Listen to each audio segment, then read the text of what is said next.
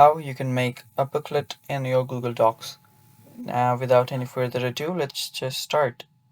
First, open up your Google Docs and go to your files.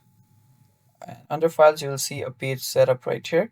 Tap on page setup and make sure that all of your margins are on 0.5. So just okay, it's gonna let me do that again. Go to your page setup. Just make sure each and every one of those is on 0.5. And after you do that, go to files again. Okay, my bad. Go to format and go to columns. Tap on more options and make the number of columns 2, and make sure that the line between columns is ticked, and tap on apply.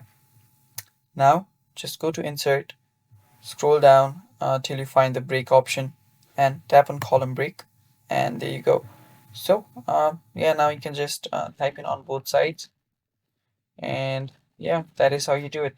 That is pretty much it for the video, guys. I hope you found this video helpful, and if you did, don't forget to like and subscribe to our channel. Also, if you're new to our channel, hit the bell icon so you never miss out on our future videos. So that is all. Thanks for watching. Bye bye.